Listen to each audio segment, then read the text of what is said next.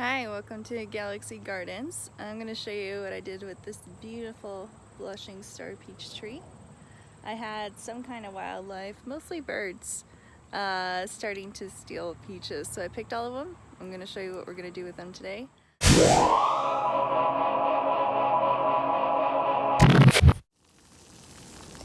Alright, so as you can see here, I have my big pile of peaches that I harvested.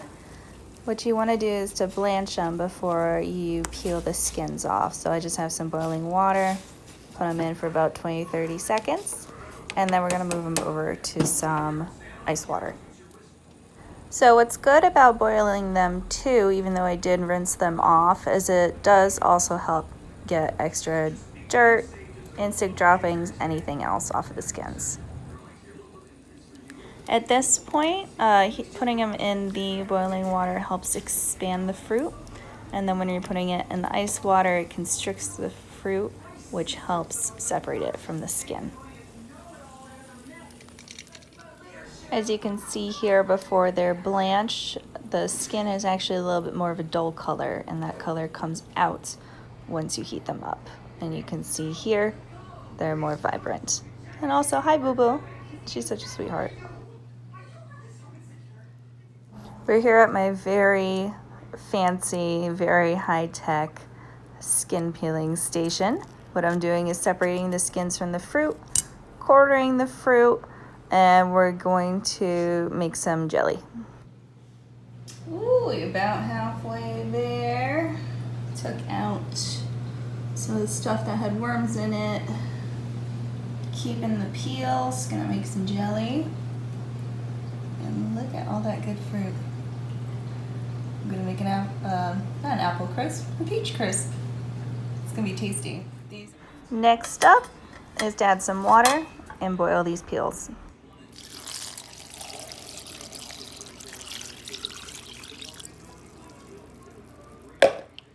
Here I'm gonna go ahead and bring it up to a boil. Once it starts getting to a rolling boil, which you'll see in a minute, you're gonna wanna bring it down to a simmer. So right here, that's what you're looking for. You want a lid on for this to keep as much of that liquid in there as possible. Bring it down to a simmer, let it go for 30 minutes. Okay, after 30 minutes, turn the heat off. You wanna separate those liquids from solids. And what you're gonna do is get as much juice out as possible. Some people let it sit in the liquid overnight. You can press it out with cheesecloth. This is just what I had at the time.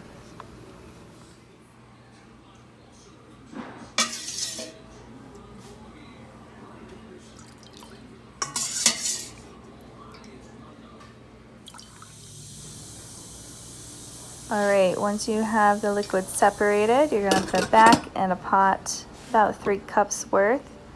You're going to sterilize some jars, depends how much you're making. Add about half a cup of lemon juice, bring it to a boil. At that point, you can add in 5 cups of sugar. I ended up using 4 tablespoons of powdered pectin.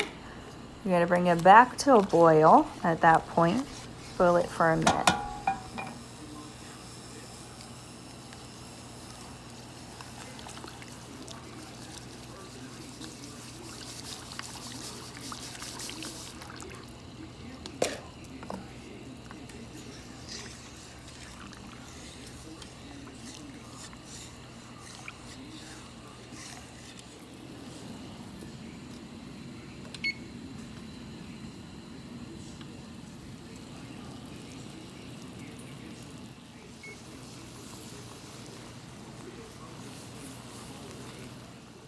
So this didn't end up setting exactly how I wanted it to, so I ended up putting it in for about another minute of boiling. You can see here I'm just getting my spoon from the freezer.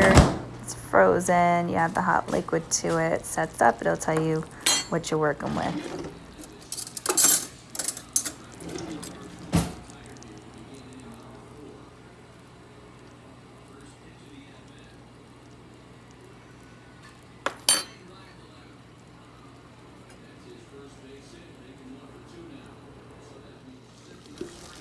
Okay, I had this jar sterilizing in the hot water bath for 10 minutes. Afterwards, you take it out, fill it up, give it about a 1/4 inch headspace. Now I'm putting it back to water bath can for another 10 minutes. And it's just got a beautiful color to it at this point.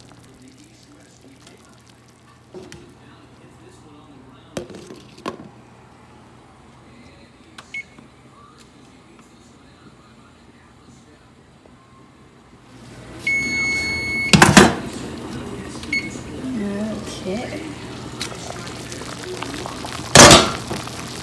Time to come out.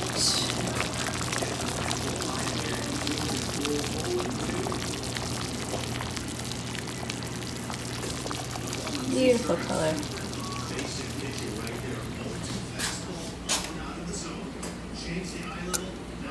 Alright, so this jelly should set in a day or two.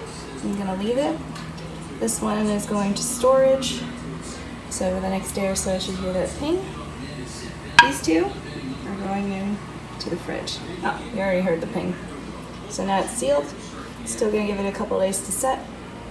That's all set for the cabinet. These two, put it in the fridge. I'm gonna let them cool down first. I probably could have done another jar of this size. I just wanted to use some a little bit earlier.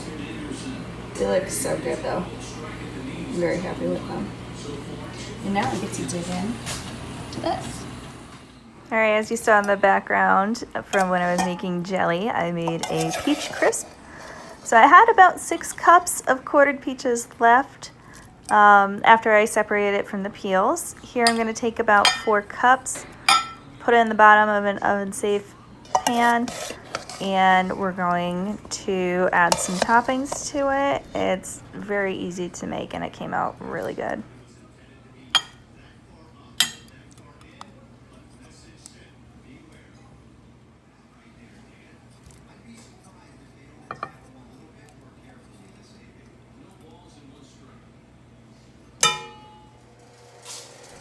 I didn't end up having any rolled oats inside, so my husband is a home brewer and he let me borrow some flaked oats. You're gonna go ahead, bring it in, add it to about 1/2 cup of butter, 1/4 teaspoon of salt, 1/2 cup sugar,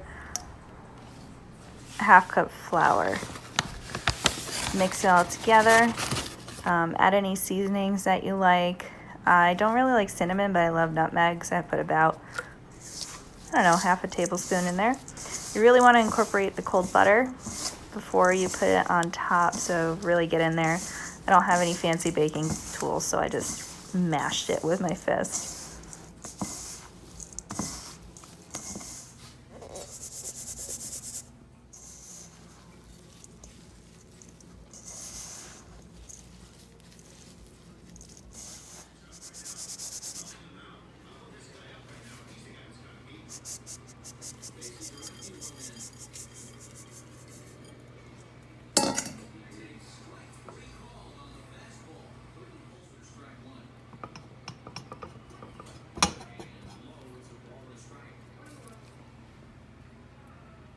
With my oven at 350, just went ahead and made a timer for 30 minutes.